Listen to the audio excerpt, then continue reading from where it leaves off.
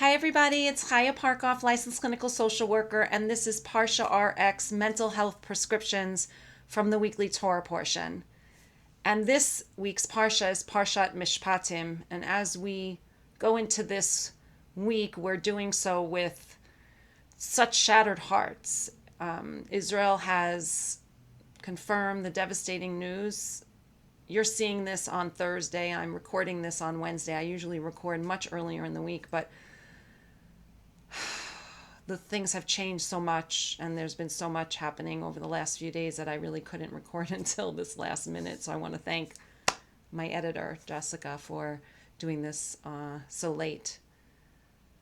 So Israel has confirmed the devastating news that Shiri, Bibas, and her two precious sons, Kfir and Ariel, were murdered in captivity in Gaza. The worst has been realized. The grief is suffocating, and the horror feels endless. And the question burns inside all of us. How could this happen?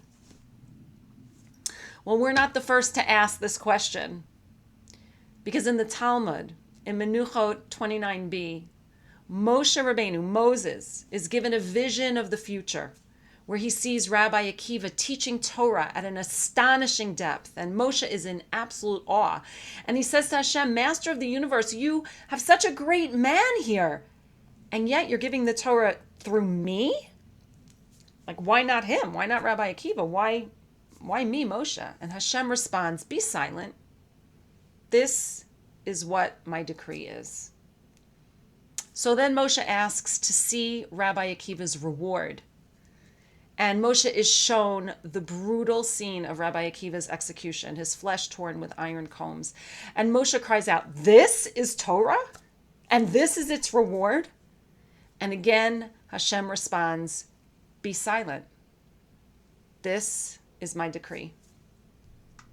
It's a moment of unbearable pain for Moshe, right? The greatest prophet is given no answer, only silence. And we too are left with silence. There is no comprehension of this kind of evil. There's no making sense of such horror. So what do we do when confronted with suffering that we cannot understand?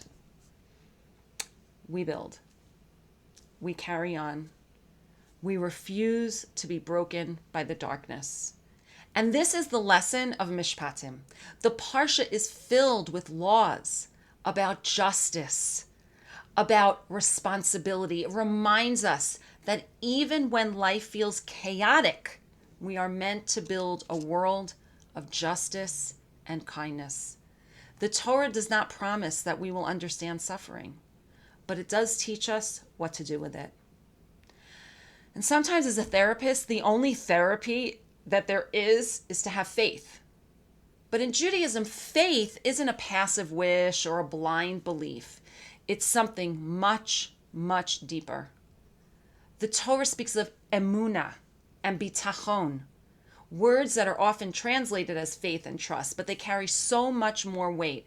Emunah comes from the word amen, meaning steadfastness or reliability. It's about knowing that even when we don't see the big, full picture, Hashem's presence is constant and unwavering, and he knows the big picture. And bitachon is the active trust that Hashem is not only present, but also guiding every step, even in the darkest moments. Judaism does not ask us to have blind faith.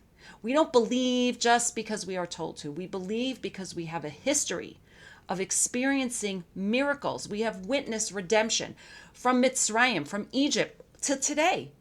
We carry the memory of walking through the sea on dry land, of standing at Har Sinai, of countless moments where Hashem showed us that we are held, even when all seems lost. Even in our recent history, we have seen moments that defy explanation. When Iran, back in April, launched at least 300 drones into Israel, targeting major cities, miraculously no one was hurt. These events remind us that even amidst chaos and danger, there are moments where we can see the protective hand of Hashem. And we have seen this before.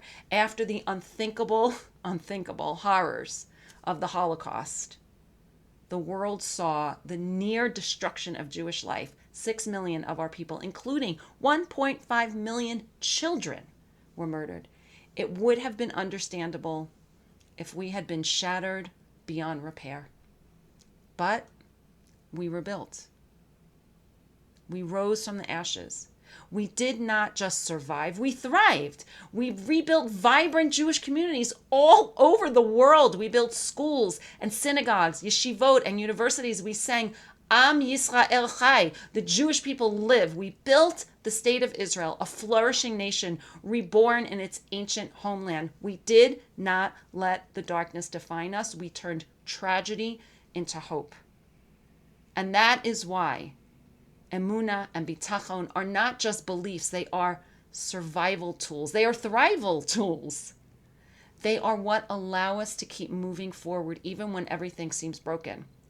They are what allow us to get up each morning, to keep living, to keep building, personally and as a people. But what happens when this faith, this emunah and bitachon itself feels impossible? I know this feeling. I didn't always have a God consciousness. When I was at the beginning of my healing journey many years ago, I was in the dark. I didn't know how to believe and I didn't know who to trust. But slowly, through the 12-step program, which required me to come to believe in some power greater than myself, I did come to believe. And I learned to lean on the faith of others when my own felt weak. I learned to borrow their hope until I could find my own. And then that turned into clicking in, plugging in to authentic Torah Judaism, which has been what I've leaned on all these years. This week's mental health prescription is to hold on to emunah and bitachon even when things don't make sense, because we all know it doesn't make sense right now. And when your own faith feels shaky, lean on the faith of others. Lean on mine. Learn Torah, because Torah learn what is meaningful to you. Learn subjects that you connect with.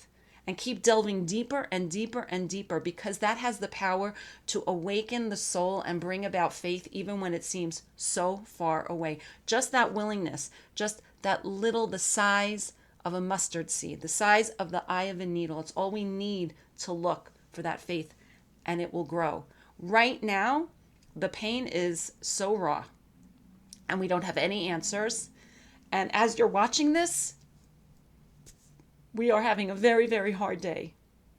But we do have choices. And just as we have done for generations, we will take our heartbreak and we will use it to create more goodness, more justice, more life.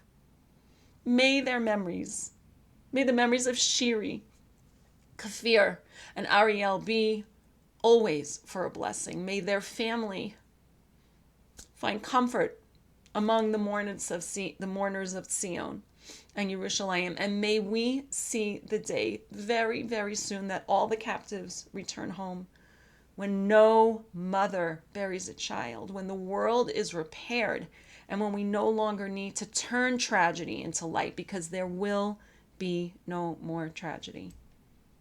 Shabbat Shalom.